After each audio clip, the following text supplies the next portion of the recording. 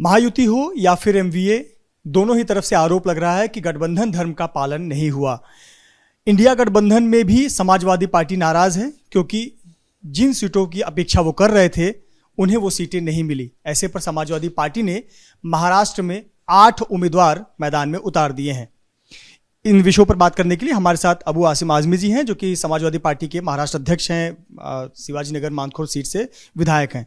Sir, सबसे पहले तो ये कि कितनी सीट आपने मांगी एमवीए में, कितनी सीट आपको मिली, कितनी सीट पर आप मैदान में उम्मीदवार उतार रहे हैं? देखिए, मैंने आदरणीय अखिलेश भाई से बात की थी, उन्होंने कहा मुझे लिस्ट भेज दो। मैंने 12 की लिस्ट भेजा। मुझे मालूम है अगर मैं 4 की लिस्ट भेजता तो भी वो कहते 3 कर दो। 12 का भैया तो मैं समझा कि चलो आएंगे कुछ पे। लास्ट में मैंने कहा 5 ही सीट लड़ते हैं हम लोग, 2 तो हमारी सीटिंग है, 3 सीट और लड़ते हैं। वो सुनने को तैयार ही नहीं, मतलब बात ही नहीं करने को तैयार है। मैंने इनके ऑब्जर्वर जो हैं दिल्ली से आते हैं यहाँ पे, मैंने उनको 20 फ़ोन किया, मिस किया, वहाँ मैसेज भेजा सर बात करना है, वो बात ही नहीं करते हैं, पहचानते नहीं हम लोगों को। तो कोई बात ही नहीं करता तो क्या करेंगे? फिर हम मजबूर होकर के हमने दूसरी जो है 6 सीटें और खड़ी किया है, 2 तो हम लोग सीटिंग हैं। ये कैसा गठबंधन है और ये कैसा अलायंस है कि एक अध्यक्ष राज्य का वो फ़ोन कर रहा है, 20 बार फ़ोन कर रहा है, मैसेज कर रहा है और सामने से कोई प्रतिक्रिया नहीं आ रही? ये कैसा गठबंधन? देखिए, जहर का घूंट पीना पड़ता है कभी कभी कि देश बड़ा है, पार्टी छोटी है। हम गुस्से में आकर के महाविकास अघाड़ी को कुछ बुरा भला नहीं करेंगे, हमारी सीट लड़ेंगे। बाकी जहाँ जहाँ महाविकास अघाड़ी लड़ेगी, हमारे कार्यकर्ताओं को हम लगाएंगे, एकदम मेहनत करो, आगे नसीब जो होता है देखा जाएगा। कितनी सीट पर आप लड़ेंगे और जो बची हुई सीटें उस पर आप क्या करेंगे?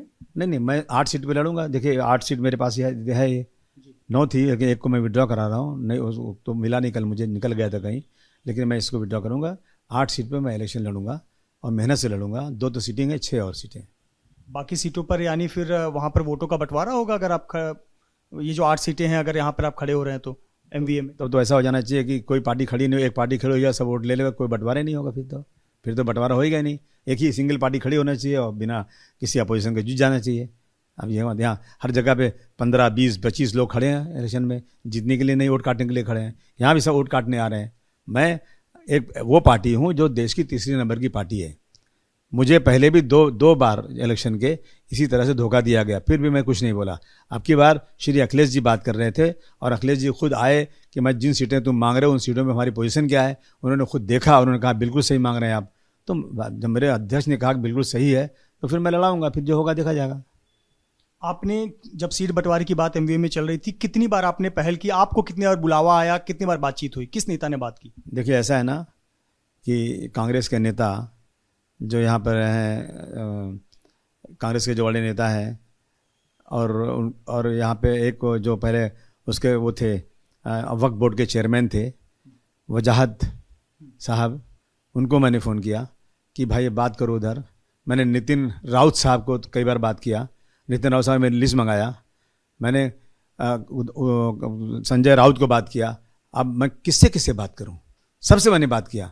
अरे अबू भाई, अभी कांग्रेस का और शिवसेना का मामला तय नहीं हो पा रहा है, हो जाएगा तो बुलाएंगे। खत्म हो गया, बुलाए नहीं आज तक। तारीख भी निकल गई, समय भी निकल गया। जयंत पाटिल ने आपसे एक बार बुलाया था मुलाकात के लिए, क्या हुआ था? वही तो बुलाया था मैं 5 मिनट के लिए। मैंने बोला नहीं, बोला मैंने अपनी लिस्ट दिखाया, बोला आपकी लिस्ट सही है, आपको रिलायंस में लिया जाएगा। ये नहीं बोला उस दिन कि नहीं भाई तुमको 2 ही सीट मिलेगी, तुम ज़्यादा मत उछलो, मत कूदो। तो मैं बात करता अखिलेश भाई से, जब कोई बात ही नहीं कर रहे हो आप, सुन ही नहीं रहे हो। मैं इस देश की 3रे नंबर की पार्टी हूँ। अखिलेश भाई की कितनी कुर्बानियाँ हैं अलायंस के लिए, उसके बाद भी जब उनको निगलेक्ट करोगे तो हमें तो क्रोध आएगा ना। चाय और बिस्किट पिलाकर आपको कोई मौका नहीं? बिस्किट खिलाया था मुझे और चाय पिलाया था। अपमान का घूंट पी रह गए आप। देश बड़ा है इसलिए सब बर्दाश्त करूंगा। पर पार्टी भी तो आपके देश में 3रे नंबर पर है। तो इसीलिए तो लड़ा रहा हूँ 8 सीटें, इसीलिए लड़ा रहा हूँ। कांग्रेस ने आज आपको यहाँ पर कोई तवज्जो नहीं दी, जिसका आपको निश्चित तौर पर दुख है, वो आपकी बातों में नजर आ रहा है। उत्तर प्रदेश में क्या स्थिति होगी जब अभी चुनाव है? उत्तर प्रदेश की सीटें सब समाजवादी चुन के आएगी, मुझे पूरी उम्मीद है। भविष्य में वहाँ पर जब विधानसभा चुनाव होगा तब क्या होगा?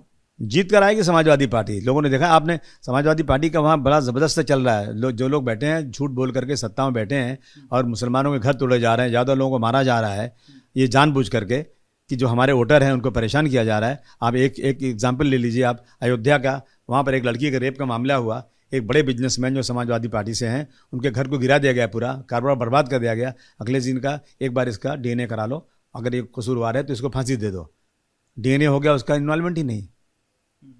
तो इस तरह की चीज़ें हो रही तो जनता क्यों वोट देगी उनको? जब विधानसभा चुनाव आएगा तो कांग्रेस भी आएगी, आपके साथ अलायंस पार्टनर है, तब कांग्रेस भी वहां पे ज़्यादा सीटें मांगेगी, तब आप क्या करेंगे?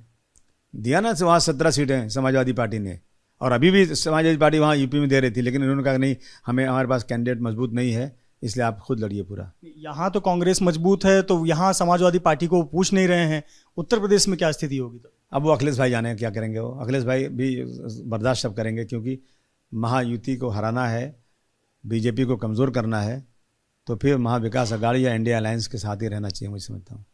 एक सवाल मैं यहाँ की सीट से लेना चाहूँगा, शिवाजीनगर मानखुर्द विधानसभा क्षेत्र, जहाँ से आप एक बार फिर से समाजवादी पार्टी के उम्मीदवार हैं। आपके सामने हर बार शिवसेना से चुनौती आती थी, इस बार नवाब मलिक मैदान में आ गए, आपके पुराने दोस्त भी हैं। सुनिए ना, जब पहली बार लड़ा था ना तो कांग्रेस भी आई थी, सैयद अहमद साहब जो गवर्नर बने थे, इनका इंतकाल हो गया, वो लड़े थे, मैं जीत के आया। उसके बाद दूसरा इलेक्शन आया ना, अलायंस की बात करते करते ख़त्म कर दिया और यूसुफ अबरानी साहब को लड़ा यहाँ से कांग्रेस ने, फिर मैं चुन के और ज़्यादा वोट से चुनकर आया। तीसरी बार जो उन्होंने अलायंस किया था, उस तीसरी बार यहाँ तो नहीं दिया, 2 ही सीटें अलायंस, 3 सीटें अलायंस में थी।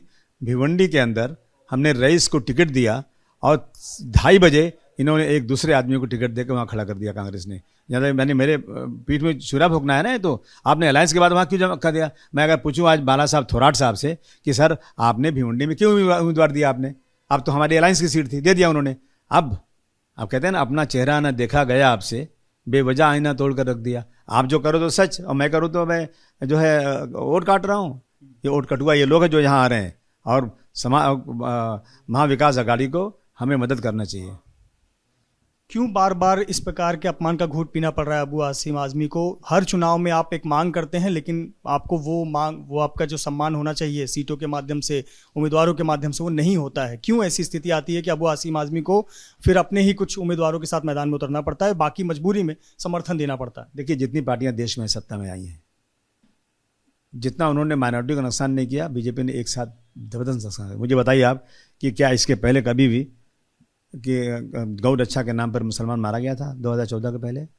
आने के बाद कितने मुस्लिम पकड़े, रस्सी में बांध के, लटका के, पैर के तलवे पर मारना, चिल्ला रहा है बोलो जय सिया राम, जय सिया राम बोल, नौज बिल्ला, अल्लाह को गाली दे, नौज बिल्ला, ऐसी चीज़ें पहले नहीं हुई थी, अब ये हो रही हैं। क्या यहाँ पर जो है नबी की शान में, रसूलुल्लाह की शान में गुस्ताखी करने वाले के बगल में सीएम साहब खड़े हैं, कहते हैं आपको कुछ नहीं होगा, कोई मुकदमा नहीं हुआ। नीतीश रानी जी जा कहते हैं मस्जिदों को में घुस के मारूंगा, उन पर कोई केस नहीं हो रहा है। ये अब बुरके के ऊपर बैंड लगाने की बीजेपी सोच रही है, मगर 2014 के पहले ये सब चीज़ें नहीं थी। लव जिहाद के नाम पर कितना परेशान किया जा रहा है, झूठ मूठ का 1% भी सच्चाई नहीं है, लेकिन मुसलमानों को बर्बाद किया जा रहा है, उनके घर जला दिए जा रहे हैं। आज कितने लोगों को घर गिरा दिए गए हैं बीजेपी की सरकार में। तो इसको देखते हुए हम लोगों को महाविकास अघाड़ी या इंडिया अलायंस को मदद करना चाहिए, ताकि इस देश का संविधान बराबर रहे। जो संविधान ने हक दिया है, गरीब अमीर पीडीए में जितने लोग हैं, इन सबको एक बराबर दिया हुआ है, लेकिन सरकारें इस बात को नहीं मान रही। तो हम लोग कोशिश कर रहे हैं। मतलब ये एमवीए को मुसलमानों का वोट तो चाहिए, साथ तो चाहिए, बस समाजवादी पार्टी साथ में नहीं चाहिए, ऐसा है क्या? हाँ, समाजवादी पार्टी को बस छोटी पार्टी बना के रखो, लेकिन उनको मालूम नहीं हम उभर रहे हैं और उभरेंगे।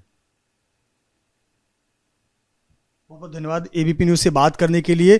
समाजवादी पार्टी के महाराष्ट्र अध्यक्ष अबू आसिम आज़मी और शिवाजीनगर मानखुर्द सीट से उम्मीदवार, जिनका कहना है कि महाराष्ट्र में उन्होंने अपने 8 उम्मीदवार मैदान में उतारे हैं।